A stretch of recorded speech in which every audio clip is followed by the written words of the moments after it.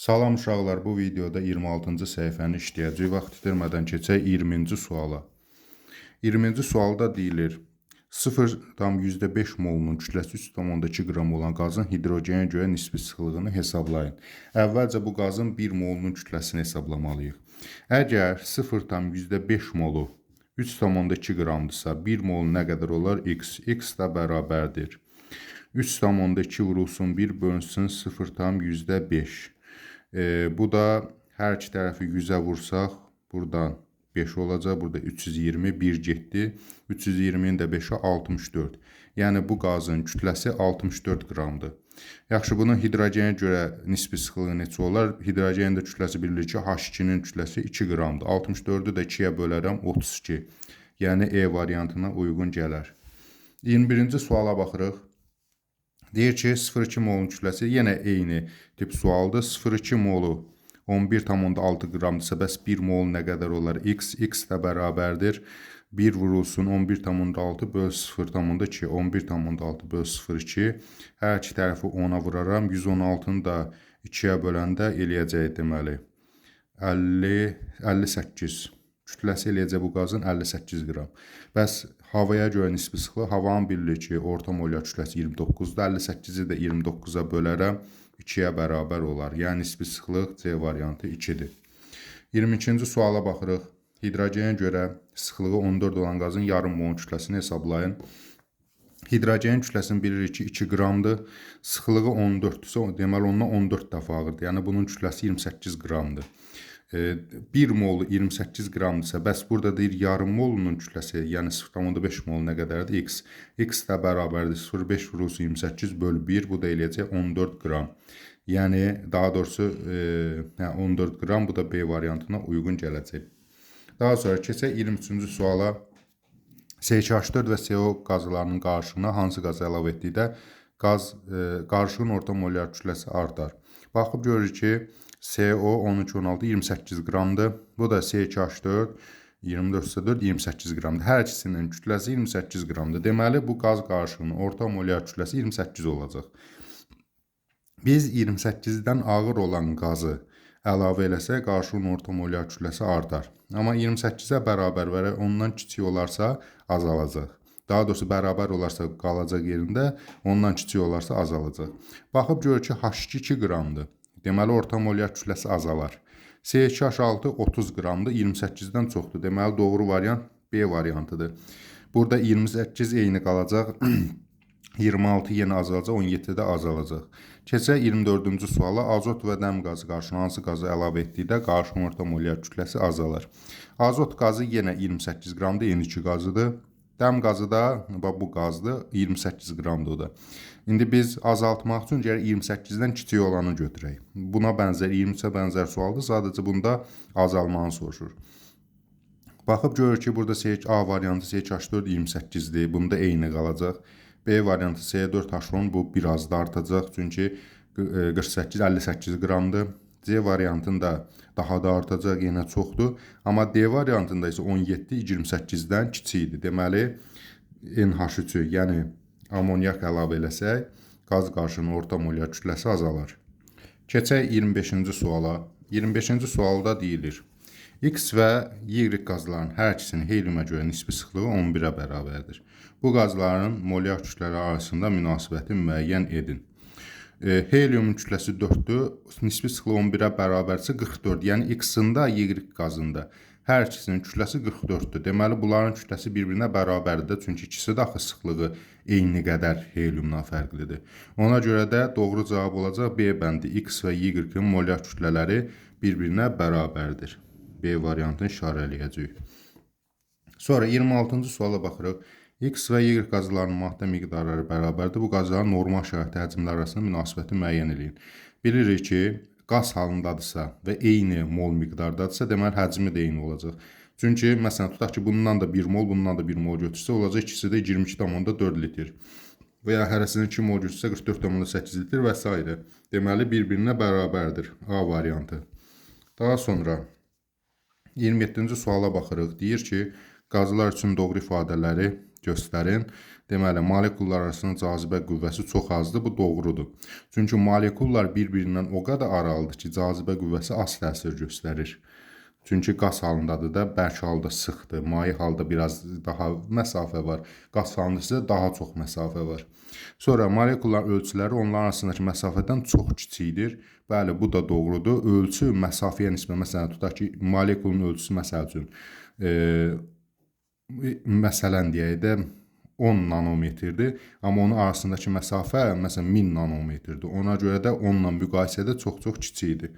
Bu da doğrudur. 3. Molekuldakı atomlar arasında yalnız polyar kovalent rabitə var. Xeyr, qeyri-polyar da ola bilər. Misal üçün H2-də qeyri-polyardır, nə bilim fluor 2-də qeyri-polyardır. Deməli, yalnız polyar kovalent rabitə var fikri yanlışdır. Onda bizə doğrular soruşur, 1-2 C variantına uyğun gələr. İndi 28-ci suala keçid alırıq. Deyir ki, qazlar üçün doğru ifadələri göstərin. Molekulların ölçüləri onların arasındakı məsafədən çox kiçikdir. Bu bayaq da dedik, doğrudur. Qazlar çünki bir-birinin arasında o qədər məsafə var ki, molekulun özünə nəzərən özü həmin o məsafədən çox-çox kiçik olur. Doğru. Molekuldakı atomlar arasında yalnız polyar kovalent var. Bu yanlış. Qeyri-polyar da ola bilər.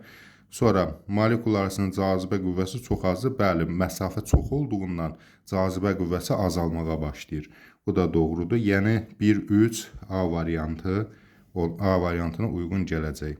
Sonra 29-cu suala baxaq. Normal şəraitdə 22,4 litr oksigen 22,4 litr hidrogendən neçə dəfə ağırdır? Yəni elə digər deyişlə 1 mol oksigen 1 mol hidrogendən neçə dəfə ağırdır onu soruşur. Baxıb görürəm ki, molyar kütləsi oksigendə 30-dur, hidrogendə 2-dir. Onda 32-ni 2-yə bölərəm 16. Yəni 16 dəfə ağır olmuş olar. Keçək 30-cu suala. Tərkibində eyni mol sayda CH4, N2 və CO2 olan qarşıda CO2-nin kütlə payını hesablayın. Eyni mol saydadırsa, yəni hərəsindən 1 mol götürür və ya hərəsindən 5 mol götürür və s. Onda biz neçə mol götürməyindən asılı olmayaraq belə bir hesablama apara bilərik. Təsəvvür edin ki, hərəsindən 1 mol götürsə, CH4-ün kütləsi neçədir? 16-dır. Deməli, N2 28-dir, CO2 44-dür. Deməli, bunun ümumi qarışığın kütləsi bunları cəmləyərək tapa bilərik. Yəni, məxrəzidə yazarım. 16 üstə 44 üstə gəl 28. Bunları cəmlədim. Bunları da cəmləyəndə neçə ilə baxaq? 44 üstə 16, 60. Bu da elədir 88 qram. Və deyir ki, bu qarşıda CO2-nin kütlə payı. CO2-nin kütləsi neçədir? 44. 44-ü də yuxarı yazıram. Dərəsindən 1 mol götürdüyüm üçün bunların hamısını 1-ə vurmalıydım. Ona da 1-ə vurmağın mənası yoxdur. Ona görə vurmadım. 44 ilə 88 arasında ixtisar gedəndə 2-nin 1-ə eləyir. Yəni 2-də 1. Bizə faiz nə dediyi üçün bir də 100%-ə vurarıq. 2-də 1 də 100%-ə vuranda eləyər 50%. Yəni bu qarışıqda CO2-nin kütlə payı 50%-ə bərabərdir. Yəni bu 3 qarışığın ümumi kütləsinin yarısı CO2-yə aid olacaq. Mol nisbəti götürəndə hərəsi 3-də 1, 3-də 1, 3-də 1-dir. Kütlə payı götürəndə buna 2-də 1 düşür, buna fərqli, buna fərqli, fərqli kütlə payları düşmüş olub. Sonra keçək 31-ci suala. Yenə bənzər sualda deyir, tərkibində eyni mol sayda H2NO olan qarışıqda NO-nun kütlə payını hesablayın. Biz bilmirik neçə moldur. Bundan 1 mol da götürsək, 5 mol da götürsək eyni nəticə çıxacaq. Ona görə ən asanında elə 1 mol götürürük. Hərəsindən 1 mol götürsək kütlələr neçə olacaq? Deməli, NO-nun kütlə payı tapırıq omega bərabərdir. Altda yazırıq 2 qram üstə 28 üstə, deməli 2 üstə 28, NO-da 30-dur. Cəmləyəndə bunlar neçə eləyir? 60 qram. Sonra isə bizə NO-nun kütlə payını deyirsə, üstdə də NO-nu, yəni 30-u yazaram. Hərəsindən 1 mol götürdüyüm üçün da 1-ə vurmuram hamısını bir-bir. 2 mol da götürsəydi eyni nəticə olacaqdı. Bu olacaqdı 60, bu olacaqdı 120. 3 mol götürsəydi bu olacaqdı 90, bu olacaqdı 180. Nəticə yenə eyni qalacaqdı. Eyni qədər artıb azalacaqdı yəni. Sonra 30-da 60, yəni 2-də 1, bunu da faizinə dediyi üçün 2-də 1 də 100%-ə vuraram, eləyəcək 50%. Yəni C variantına uyğun gələcək. Sonra hidrogen 32-ci suala baxırıq. Hidrogen və xlor qazlarının hansı həcm nisbətində götürmək lazımdır ki, onların molekullarının say nisbəti 2:7 olsun. Elə biz bilirik ki, həcm nisbəti ilə say nisbəti, hətta bu qanun şəklində də verilmişdir. Say nisbəti bir-birinə bərabərdir. Məsələn, biz molekulların sayının 2:7 olması üçün elə həcmin də 2:7 götürməliyik. A variantına uyğun gələr. Çünki bilirik ki, neçə moldursa o qədər də həcmi olacaqdır, düz mütənasibdir. Ona görə 2,7-dirsə 2,7 götürəcəyik. Sonra 33-cü suala baxırıq. Normal şəraitdə hidrogen və azot qazlarının hansı həcm nisbətini götürmək lazımdır ki, kütlələri bərabər olsun? Biz bilirik ki, hidrogenin kütləsi H2-nin kütləsi 2 qramdır, azotun kütləsi N2 28 qramdır. Deyir ki, bunları hansı həcm nisbətinin kütlələri bərabər olsun? Bunlardan kütləsi böyük olan hansıdır? Təbii ki, 28. Yəni, el eləməliyəm ki, bu da 28 olsun, bu da 28 olsun.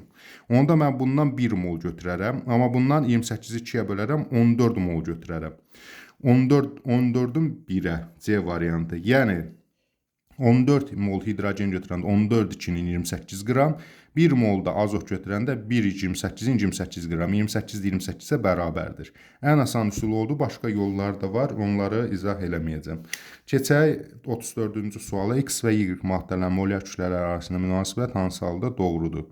Burada onsuz da görürük ki, qrafikdə burada mol miqdarı verib, burada isə kütləsi verib. Yəni, molu artdıqca təbii ki, kütləsi artır və eyni mola gəlib baxanda görürük ki, Y-də 20-dir, X-də 60-dır. Bundan belə çıxarda bilərik ki, indi bu bilmir də neçə moldur. Ola bilsin, bəlkə bu N5 moldur. Amma istənilən halda bu o deməkdir ki, çünki ikisi də eyni düz mütənasib artdığına görə bu o deməkdir ki, X Y-dən 3 dəfə ağırdır. Yəni, bunların molyar kütlələri arasındakı münasibət belədir. X bərabərdir 3Y qədər. Bu da uyğun gəlir C variantına. Yəni, X-in molyar kütləsi Y-in molyar kütləsinin 3 qatı qədərdir. Hardan bildim? 60-ı 20-yə böldüm, 3 olduğunu tapdım, 3 dəfə ağır olduğunu bildim.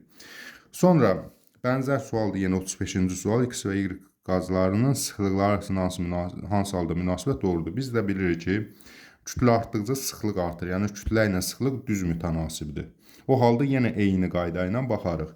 Görərik ki, eyni mol miqdarında X Y-dən 4 dəfə ağırdır. 32-ni 8-ə bölərəm, 4 nəticəsi çıxar. Yəni, X 32-dir, Y 8 isə deməli ondan 4 dəfə ağırdır. Bu, molyar kütləsi deyil onların, hər hansı bir. Məsələn, ola bilər bu yarım molunun kütləsidir. Amma onun fərqi yoxdur. İstənilən 1 molda olanda eyni qədər 2 dəfə artmış olacaq. Və biz bu nəticəyə gələ bilər ki, sıxlığı da X-in sıxlığı Y-dən 4 dəfə çoxdur. Ona görə də C variantına uyğun gəlir. Yəni, X-in rosu Y-in rosundan 4 qatı qədərdir. 36-cı suala baxırıq. 36-da deyir, X, Y və Z maddələrin molyar kütlələri arasındakı münasibət hansı halda doğru verilmişdir. Baxıb görürük ki, X 60-dır, Y 40-dır, Z isə 20-dir. Bu, onların molyar kütləsi deyil. Şərti molyar kütləsi kimi götürə bilərik. Bunların bir-birinə nisbəti şəklində. Və görərəm ki, X-in molyar kütləsi Y-dən böyüdür, Y-də Z-dən böyüdür. Yəni 60-40-dan, 40-da 20-dən böyüdür. Bu da uyğun gələcək A variantına. Yəni X Y-dən böyüdür, Y-də Z-dən böyükdür. Sonra keçirik 37-ci suala. Normal şəraitdə sıxlığı ρ olan qazın bir molekulun kütləsi neçə qramdır? Eyni bənzər sual 38-ci sual da eyni tip sualdır. Buna baxarsınız, daha sonra 38 işləyərsiniz, yenə başa düşməsəz, növbəti səhifənin tapşırığında 38-ə baxarsınız. Sualı həll eləmək üçün əvvəlcə 2 düsturu xatırlayaq. Burada indi ρ verilib. R'nun düsturu nə idi? Yəni sıxlığın düsturu. Ρ bərabərdir M böl V, yəni kütlənin həcmə nisbəti. Bundan da biz belə tapa bilərdik. Molyar kütlə bölünsün 22,4. Yəni ρ bərabərdir M bölünsün 22,4. Bir molekulun kütləsini tapmaq üçün də biz də bilirik ki, molyar kütləni Na-ya, yəni Avogadro ədədinə bölsək, bir dənə molekulun kütləsinə tapmış ola bilərik. Yəni, onda olacaq bir molekulun kütləsi. İndi bizdən də deyir ki, bir molekulun kütləsi neçə qramdır və bizim əlimizdə ρ var. Başqa bir şey yoxdur. Onda mən bu M-i ρ ilə ifadə eləməliyəm. Əgər ρ bərabərdirsə, molyar kütləni böl 22,4-ə, onda M nəyə bərabər olar? M bərabərdir. R'nu vurarıq 22,4-ə. Yəni, buradan M-i çıxartmaq üçün bu, sanki belə deyə də bölünən qismət. Qismətlə böləni vursam, bölünəni taparım. Onda olacaq 22,4 ρ. Yəni, bunlar vurmadır arasında. 22,4-ü ρ-ya vuranda M-ə bərabər olar. Yaxşı, indi M-in yerinə, burada bir molekul tapmaq üçün M-in yerinə bu 22,4 ρ-nu qoysam onun yerinə, onda belə olacaq. Bir molekulun kütləsini tapmaq üçün 22,4 ρ-nu bölərəm Avogadro ədədinə. Bu da uyğun gələcək D variantına. Yəni, burada nə deyir? M bərabərdir, daha doğrusu rho bərabərdir. Yenə bir daha xatırladaq. Rho bərabərdir M bölünsün 22,4. Bu sıxlığı tapmaq üçün olan düsturdur. İndi biz vahid rho kimi götürdük və M-i ondan ifadə edir. M də bərabərdir 22,4 vur rho-ya. Yəni yuxarıda M-in əvəzinə 22,4 vur rho yazdıq. Məxrəcdə isə NA-da Avogadro ədədidir. Yəni bax bu kütləni Avogadro ədədinə böləndə altdan %2 vurulsun 23-ə bircə dənə molekulun kütləsini tapmış ola bilərik. Burada məntiq ona əsaslanır. Yəni biz istifadə edirik əsas bu düsturdan və bir dənə molekulun tapmağın düsturu bundan sadəcə bunun yerinə M-in yerinə bax buradan rho əsasında gətirib qoyuruq onun yerinə. Bunu həmçinin 27-ci səhifədə də işləyəcəyik. Həmin səhifədəki biraz daha geniş işləyəcəm. Orada bir daha baxarsınız. Sağ olun uşaqlar. Növbəti səhifələrdə, növbəti dərslərdə işləyəcəyik. Həmin dərslərdə görüşənə qədər. Sağ olun.